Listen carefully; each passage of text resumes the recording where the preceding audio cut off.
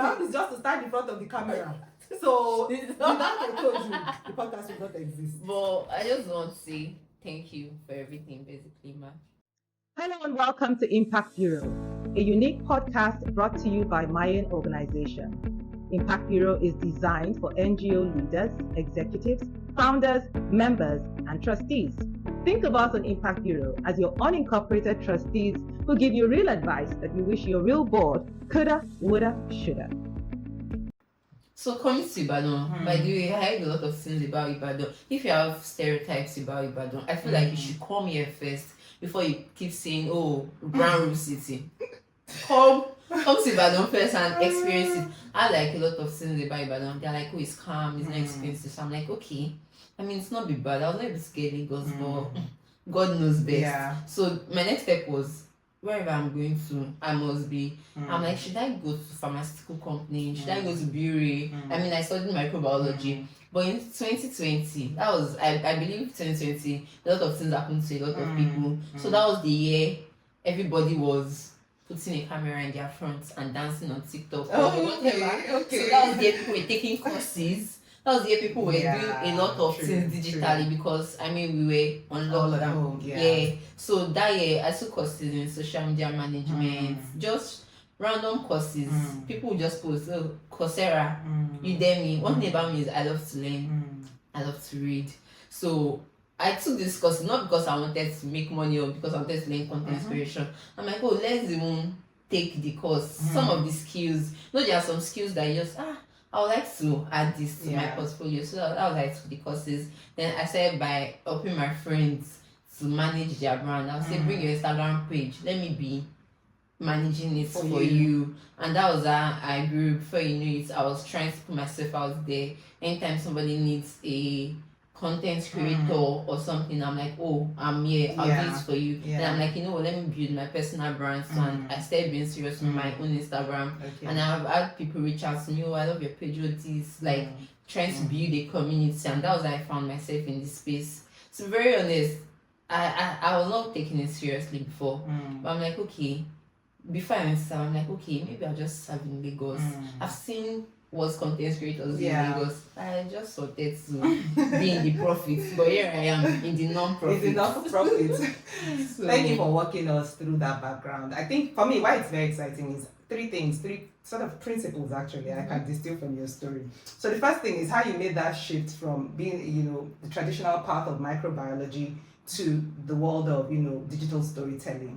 How you rode the wave of COVID. So COVID meant all of us were locked down at home, but for you it meant that you were opened up to a world previously locked to you. A world of communication online, marketing online, storytelling online, and you took courses. So I think for you turned a problem into an opportunity. So let's pack that somewhere first. Again, you talked about, moving from Lagos all the way to Ibadan and having had your preconceived stereotypes about Ibadan. True. And a lot of people also harbor many misconceptions about small cities. Yes. Ibadan is just one. Even I, as a career professional, people say to me, a lot of my friends, what are you doing in Ibadan? Leave Ibadan, right? Ibadan, Babo, but I think now it's been like, 13 years, so I think they've pretty much, made peace with the fact that this is where I intend to settle. But I know that, stereotype. So you also encountered it, you had it, and then you were willing to, be curious enough. So it comes from a willingness to be curious. I think never at any point in time in our lives should we be so close to an idea. And that's being open-minded or being closed-minded. To be so close to the idea that we're not willing to experiment. So in experimenting, so many things happened. And it's not just working in MAYEIN. You've met people in the course of working in MAYEIN. You've had experiences that have broadened you, in the course of working. I've learned so much. So if you think about the counterfactual, yes, you would have been in another place with other possibilities. But this has been a rich experience. So, I think that we should open our minds to possibilities that may seem like unattractive at first, but if we allow the fires of curiosity to burn in us, it allows us really, really,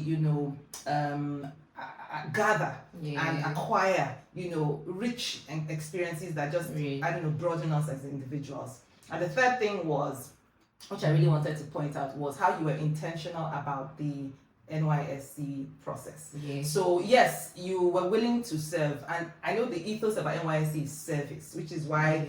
But I think that we're so also close-minded about the notion of service.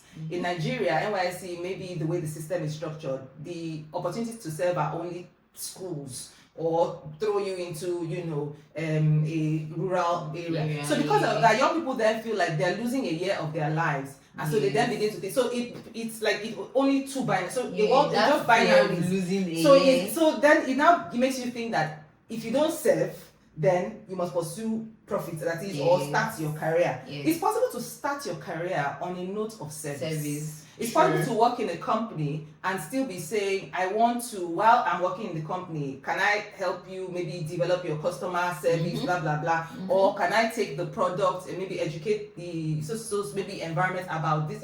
There's a way we can still incorporate the notion and concept of service, even if we're unlocking careers already.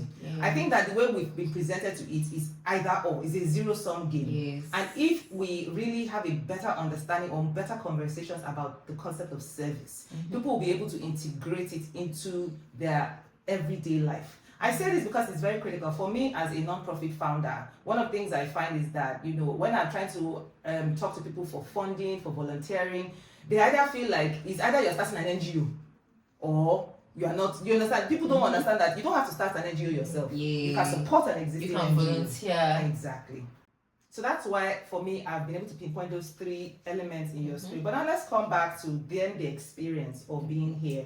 Yes, it was choices you hadn't made by yourself, but you accepted, and to some extent were even involved in choosing MAYEIN. Yes. And so you found yourself here, willing to embrace the experience. So let's talk about that.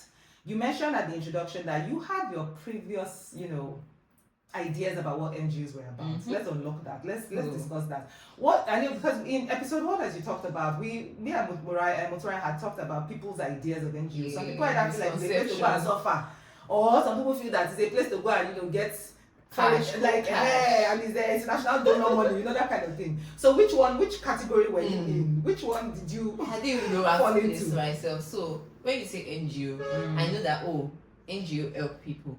But at the same time, I know that NGO collects people's money. Like they help people, yes, but they collect people's money because they're always fundraising. Help this boy to do this. So in my head, I'm like, okay.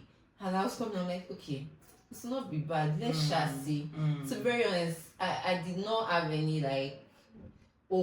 this were the thoughts that were with me. I just knew that people say, if you have an NGO, you're collecting people's money, you're helping people. So it's now up to you to help people. We don't know if your passion is that deep enough. So that was the misconception I had. But of course, I have seen it. I've seen it firsthand.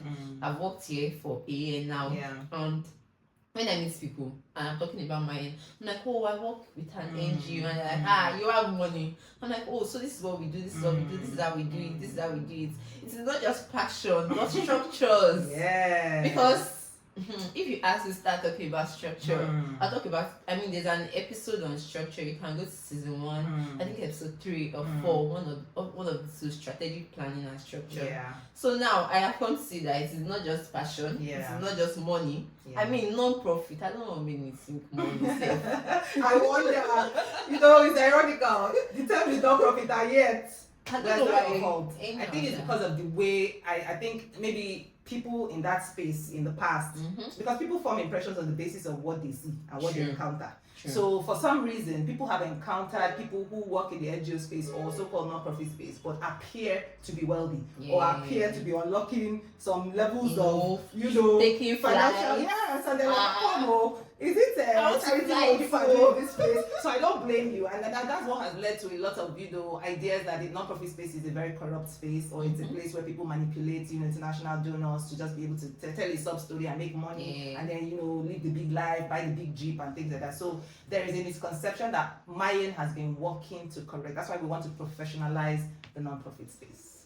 Okay, so I'm excited to hear how working with us has sort of given you a shift in terms of your understanding of the non-profit space, because for me it validates the contributions that MAYEIN is intentionally making. We're not only focused on our mission, our very specific core mission, but one of the reasons why we started, Impact Bureau was we wanted to help nonprofits to be able to really set up right systems and structures so that they could be viewed as professional organizations, and also so that they can be sustainable and they can scale their work. But I'm sick and tired. Let me just be frank. I'm sick and tired of people seeing nonprofits as pet projects or passion projects or some, like faith-based, like some orphanage or just a charity initiative. It is a professional space. It runs as a professional organization. It runs on systems. It runs on structures, and it delivers objectives. It delivers, outcomes in the society that really transform development challenges.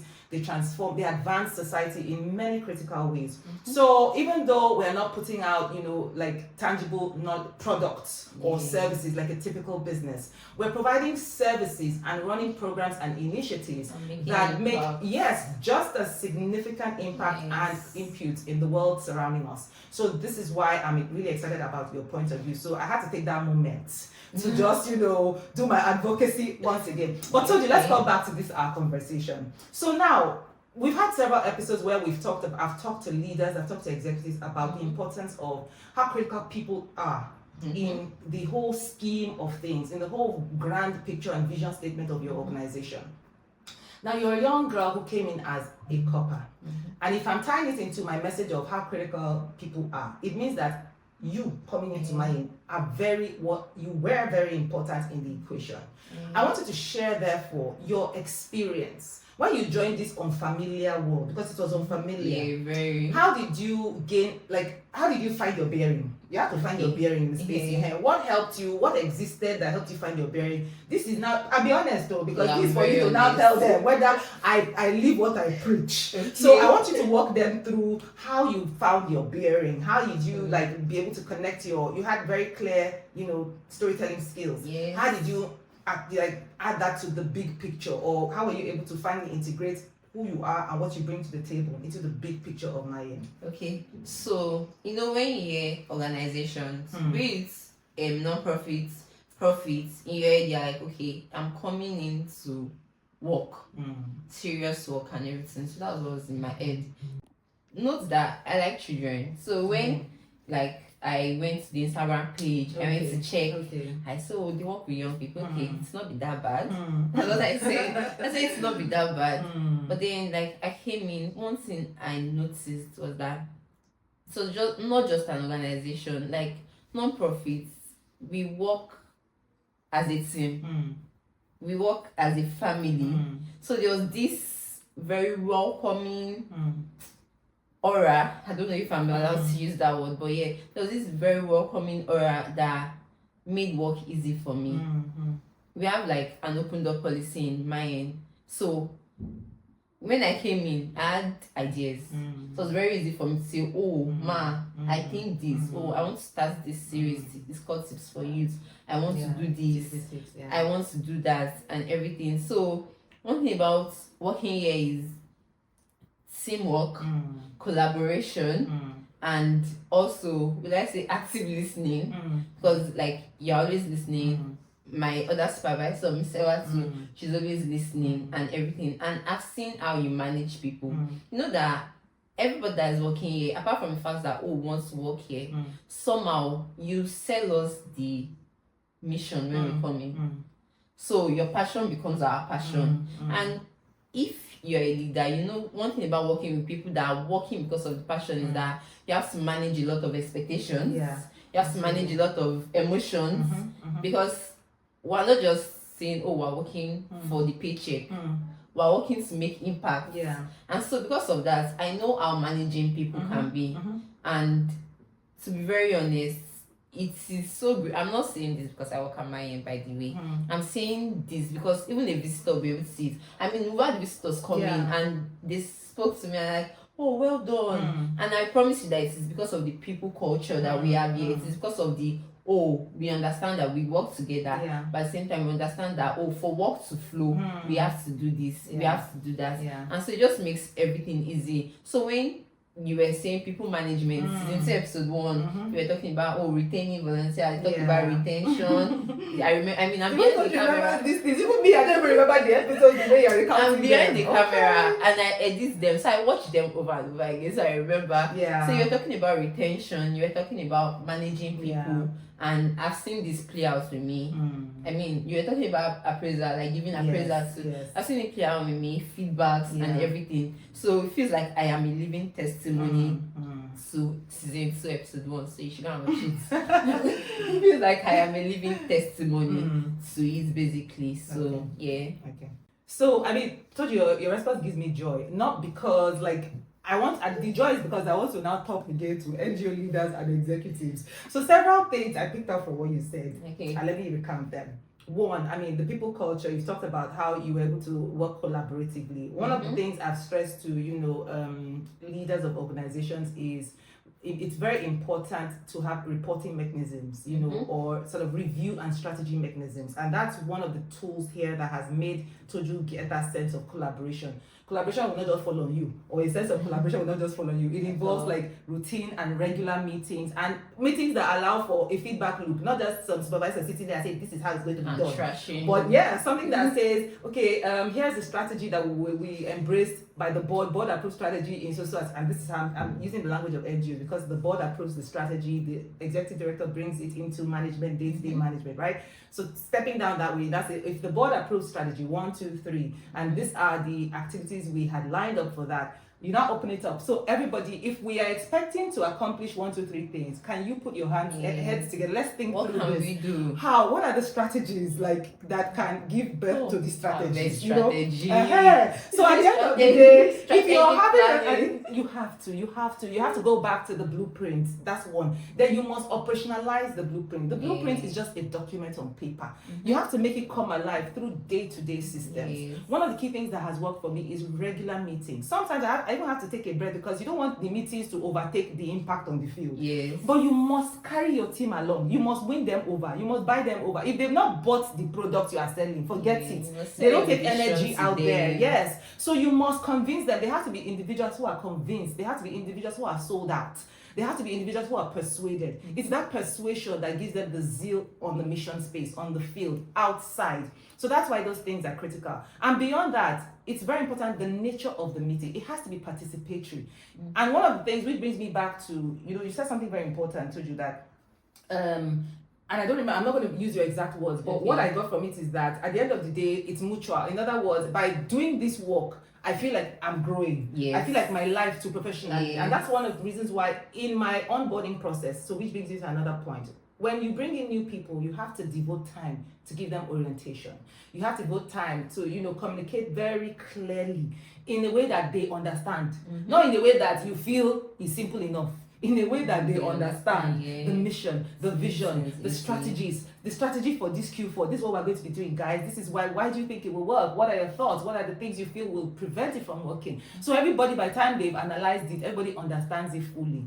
Then finally, you must tie it into who they are as individuals. I knew, for instance, that Toju was a girl who wanted to tell stories, and in 1 year wanted to grow her storytelling. And I therefore keyed into that. And that's why it's critical in people management that you find that point of intersection between their dreams and the dreams of your organization. It takes time. You have to go into retreat periods. Like at the beginning of every year, I want to know what version of the individual has resumed in 2025 or in 2024. Or if there are new individuals, I want to spend time discovering who are you as an entity? Who are you? What drives you? What is your goal? What do you want to accomplish? What does progress look like for you in the next 1 year? Then I need to be able to see how I can match what my expectations are on my side with that. If I can find that connection, forget it. They'll be able to give you 100%. If Toju, for instance, had a certain goal for the next 1 year of her life, and she finds that by participation in this thing, she's achieving her own dreams for her life, she will give fully to it. Yes. Because and that's why I kept telling her, I said, Toju, when you leave this place, you'll be able to tell on your resume or to speak in any interview meeting and say, I helped this organization initiate or establish a podcast series where I grew a subscriber base from 0 to that. Prior to coming to MAYEIN, Toju had been telling stories, but she hadn't done it through podcasts. So that was another sort of like portfolio that we, by virtue of our need, helped her expand her own goals around. So that's another thing. She wants to be viewed or perceived as an expert storyteller. So my role was therefore to place all my problems before her and show her how her skill sets can then expand her portfolio so that in 1 year she has a wide breadth of portfolios that she can share to, you know, like to say, this is what I did in just 1 year alone. I've established, I helped a non-profit, you know, introduce or initiate a podcast series. I helped it launch so and so. I helped it launch a TikTok page. I helped it grow a TikTok page to blah, blah. You know, so many things. So that's another, I'm just using Toju's example, but as leaders, understand the people that come to your workplace every morning. People come with their full selves. They come with their visions. They come with their own dreams. If you can match it to the dreams of your organization, you find people who are willing to go the extra mile. So just, you know, wanted to really share that. So let's come back again to this, our conversation with Toju. So Toju, without trying to, you know, inflate your ego or whatever, you are easily one of the best staff MAYEIN has ever had. And I noticed people, guys, listen, I did say she's one of the best coppers. She's one of the best staff, period. So because I try to avoid, you know, using labels that Nigeria has placed on people to measure performance. So because what it means is that people feel because you are serving here, then you have excuses, you can underperform. You are in the workplace, you're in the workplace. I know many coppers that are earning millions by virtue of performance. They are running their own companies, they're running their own organizations. When I was serving too, I had a few people who were running their own things. So life does not care whether you have a label NYSC in front of you. It's what you put out there that guarantees your returns on investment. If you invest enough, you know, knowledge, skills, value, you get enough returns in terms of wealth, in terms of networks and things like that. So plain and simple, she was a worker who came to my workplace. Yes, government called her a copper, but she was a worker. And she was willing to go the extra mile. And by virtue of that, she stands out in the, you know, history of our organization as one of our best. So now, we talked about how you gained your bearing, but you must have had challenges because it's not easy transitioning. I mean, you were transitioning from school to the workplace for the first time. You were transitioning from a self-learner now to an organization that had a growth mindset, that had expectations of you as a professional. You were transitioning plain and simple. We tried to do the orientations, we tried to do the regular strategy meetings, but you must have encountered difficulties and challenges. Tell us what they were like and how you navigated, and was there help from the organization to help you navigate those challenges? Okay, so coming into MAYEIN, so I mentioned how it was easy for me because like the open door policy, there's always somebody willing to listen. I think one of like the challenges I had was that I was trying to, you know, remember that I said, oh, I was sold the division. So not immediately. So not immediately. I had to understand, okay, we have like a library at Ojo. It started from Ojo High School. Now if you ask me to tell the story, then I might not tell you. But now if you just ask me, oh, how did mine start? I'm already running my mouth. Oh, a 14-year-old girl. That story, wake me up in the midnight, I'll tell you the story. But one of like challenges I had was trying to understand, because I mean I've never worked on site before. I've never worked in an office before. This was my first real life work, experience. 9 to 5 years. So in my head, I'm like, okay, for me to be able to do my work well, I have to understand why these people are doing what they do. So understanding the why was a challenge at first. But it was easy for me to just navigate because I always ask questions. Okay. So one way in which I overcome that challenge was just asking questions. If you notice, when I'm talking to you, when you finish talking to me, I'll say, Ma, so do you mean, Ma, do you mean, does that mean that, oh, I remember one time we went on a field trip with like interns, and it felt like I went on a field trip too. Because as Miss Mosfera and Miss Sewa were talking to them, oh, mine started from this. I had so much questions to ask. So I was asking questions. I was holding my camera and I was asking questions. I was like, I you know, like supposed to be asking questions. So that was one challenge. Then another challenge was, so because I was alone in communications, like I didn't have, so we are a small family, basically. We have volunteers. I mean, I have to film, but it didn't come in regularly. Yeah, so because I didn't have like anybody, so at a point it felt like I was burnt out. But the good thing is, I always talk. So when I felt like I was burnt out, I'll text you and say, okay. So for example, when I need to put out captions, instead of me to just rack my head, I know that if I send it to you, correct it and to be perfect. So that was your hack. Look at them. So I She's just saying herself now. I say, so ma, what do you think? Because I know that, I don't want to put it out this way. I know that it is lacking something. So when I'm just tired, I just say to myself, I'll say like 5 captions for Monday, Tuesday, Wednesday, Thursday, Friday. Then she not sit down and start correcting and say, say it this way.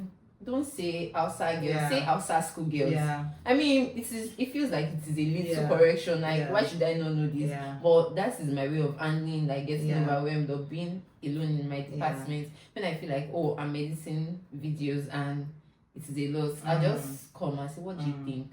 So your feedback just helped me. So that is how I was able to navigate. Okay.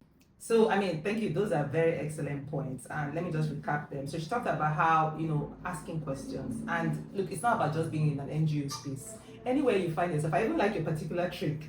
It's not a trick, it's actually a technique in communications. Like when somebody has communicated something to you, feedback. Just to, as a recap, when they're leaving or when you end the sentences or when you end that person. So you now just summarize it. So, am I to understand that this is this and this and this, or whatever language you want to use, but basically you're just it's confirmation. It's called confirmation. So does it mean that, or did you my understanding? Clarity. Yes. Am I getting you right to say this to the thing? So that has system of saying, do you mean that? For you, it can be a different language, but essentially what you're doing is you're confirming that here's how I interpreted what you've said.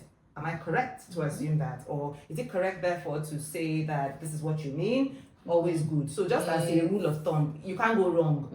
I just remembered something. One, I must say this one. So one challenge, another challenge I had was, I did not realize that everything needed to be documented. Oh my God. You were not there for the program, but you write a report for it. You must. Like, as long as you know that this program this is the aim, this is the objective, you should be able to come up with a document. What do you call it? Come up with a document, just explain to me. I'm like, for every program I start we're planning, every event we're planning, reports, documents, upload it to Drive. So at first it was a challenging moment. I'm like, I didn't like using my laptop. I'm like, can I just edit my edits and not do anything? But no, I have to write reports, I have to document and upload to Drive. We're digitalizing everything. So that was one. I'm glad you brought it up, because I always tell people an organization is a chain of people. It's a chain of people, and that chain changes.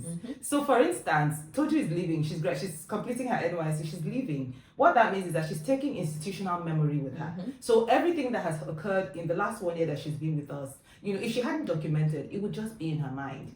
She would be assuming that, because what happens in the day, when you get involved or just immersed with the day-to-day, there's an assumption in everybody's mind that the day, everything thought about, known about, all the knowledge in that day is passed on to the organization as an entity. No, it's still retained in the individuals who happen to move on in life. They evolve, they take on different roles, move to different jobs, different sectors. They move, people move.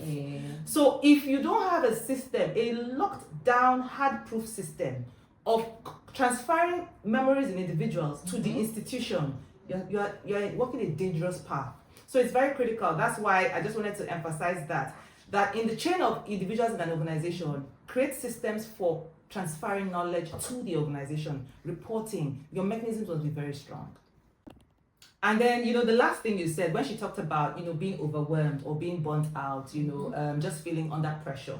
I mean, it's just part and parcel of work life. So sometimes a good organization has to have a system that recognizes when people are overwhelmed. And that's why in MAYEIN we have something like the PIES test, where we want to every day, for every meeting we have, before we go into the nitty-gritty of the meeting, we want to do a just brief assessment, but where it's helping us in leadership or management to gauge how our people have come to work that day as their full selves, physically, intellectually, emotionally, spiritually. So that gives me a sense of, is somebody, nursing or recovering from a deep migraine, or is somebody, did somebody recently suffer a loss, a tragic loss in their family, and so they're dealing with the emotions of that. All those things are critical because it tells you whether your people are optimized for work.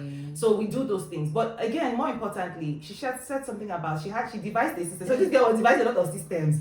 So it turns out that for Toju, what she would do when she just felt burnt out and she wasn't at her creative best, she would, create options and alternatives and send it upwards to either myself or Elwa, your most immediate supervisor, to say, just approve this for me, knowing fully well that in that approval, so she's telling us we're approving, whereas she's using that as an invitation for us to edit it for her. So you to be creative, devise a system that works for you. But what happens is that it's like anything that involves more people, and that's why the Africans say, you know, if you want to travel fast, travel alone, but if you want to travel far, travel with others. And I've learned, because my default is to travel fast and alone, but as an organizational leader, I've seen how detrimental it is.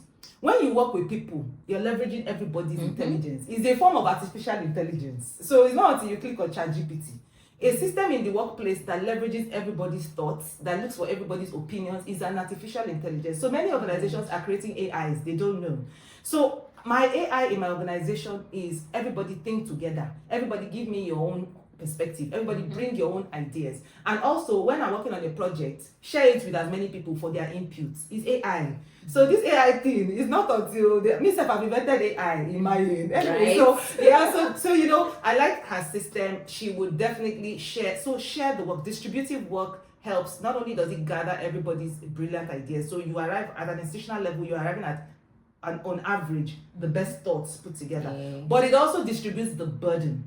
So when you are tired, when you are not moving at your peak, somebody picks up. Somebody picks it up. You understand? So there are sometimes I'm not at my best. Elwa is the one, you know, automatically it shifts to her and she's able to move. Her engine is stronger. So that's why systems like that work best. So I'm glad that you brought it out, so we're able to tease out those thoughts. So again, because this at the end of the day is tailored for leaders, executives, founders, and even people who serve on boards of nonprofits, what I want us to end with in this beautiful conversation that we've had is, I think at the end of the day, you worked in this organization for 1 year. You were exposed to our systems, our work systems, our people management systems, our appraisal systems, you name it, right? I'd like to know at the end of the day, what new tools or what new personal systems you've created for yourself. What new ways do you work? What new approaches have you introduced into your own way of working or way of being as a result of passing through MAYEIN's life? So that's like you asking me to summarize everything. Where do I start from? So I think number one thing I'm taking away, number one thing I have learned is that I'll always build my capacity. So every Friday we have capacity building session. We're either taking a course or we're learning something new. So I have opened myself up for learning. So that's one thing I've learned. Always build my capacity. So no matter what I'm doing, wherever I am, I know that if in a day, not even a week again, even if in a day I'm not learning, even if it's just a new word, if in a day I'm not learning something, I'm like, oh, I'll just start hearing exercise words in my ear. You're not when you're thinking you have to be creative. What do you mean? Do you get that type of thing? So that's one thing I'm taking away. Then another thing is with the soft skills, time management. Because, for example, so let me give this scenario. So there was a time I had like tasks to do at work. Then I was also to speak to our young people at Ojo. At that point, I cannot tell my supervisor that because I have to speak to our young people at Ojo, I'll not do my tasks. I'll not post. I'll not write the newsletter because I have to speak to them. So that's one very, very important thing I have learned and I am taking away. I've learned how to manage my time. I've learned that even while making impacts, you have to remember and understand that you're dealing with people, emotional intelligence, because we work with young people, so safeguarding. Where do I even like? Oh my God, I feel like I'm packed.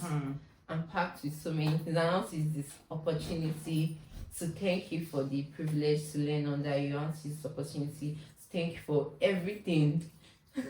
Everything that you do for us in this organization. Mine is 13 years old, by the way. Yay. One woman starting from no, it's not one woman. No, it started, but it's them. See, I mean, now I'm pushing it. No, it's not one woman. It can't be one woman. Yeah, I mean, like, oh, you get what I'm saying. She's recounting all the episodes of the podcast. My own is just to stand in front of the camera. So without I told you, the podcast will not exist. But I just want to say thank you for everything, basically, ma. So again, she gives us, nuggets in her response. So two things that I wanted to recap from what Toju has said. I'm happy and I'm excited because it validates all the things I've tried to mentor them in the growth mindset. I always tell people you have to be a different version of yourself from how you started. And for me, I set myself like weekly audits. So I want to see in my second week of the month of March what version of Adam steps into that week in terms of what higher knowledge, what higher insights into any subject and things like that. Because what happens is that the more virtue I draw out of a lot of these things, then the more value I automatically and correspondingly put out into the world. So that's why for me this year, my goal is podcast. Like podcasts are my tool for learning now. You can devise whatever it is for you. Some people might set out books, monthly book targets, reading targets, but please be a higher version of yourself. Because as Pastor Sam Adeyemi says, if you travel far within, you will inevitably travel far without. So please, we need to keep traveling far within. And then the second thing which I'd like to highlight is the very great importance of time management. Again, at the end of the day, it doesn't matter how much pressure we face. Time never bends for us. Time doesn't say, oh, because you have this volume of work to do, I'm going to give you an extra 2 hours to your 24. So it's fixed and it's allotted the same way to every person. And once spent, it can't be recovered. So that's the difference between time and every other currency. Yes. And it's interesting the language we say with time. We say we spend time. Oh, I spend my time doing this. I spend my time doing that. But when you think about every other currency, if I spend money, I'm going to be checking to see what I got in return. Like money is so very clearly a transaction. Like it's an exchange, a currency of exchange. But people are very comfortable spending time without getting any return on time. So if, for instance, you went for a meeting, or if you spend 24 hours, you have to be able to check that yesterday, all the things I did with time, what returns came. If I slept this number of time or of the hours I was allotted yesterday, oh, I'm refreshed, I'm healthier physically, I have more mental clarity. That's a return on time slept, right? If you spent it, reading, what's the return on that? Higher knowledge on the subject area, higher insight into an area. If you spent it networking, then higher connections, higher bonds, maybe commitments from people to refer you, to recommend you, to give you a license, to approve you. Like, you have to measure your time that way. And especially because I'm speaking, this program was designed for leaders. The more, your life gets busier. That's the truth. It's never going to get, unless you are a serious person who just carrying a title about the place. But if you're a serious-minded leader, what happens is that, it gets more stressful. You get busier. So you have to really have a system in place to regulate your time to get the best outcomes. So let's keep setting higher goals for our organizations and being more deliberate and using tools. Use Calendly, use tools that work for you so that you can allot times according to priorities and get the best outcomes for your lives.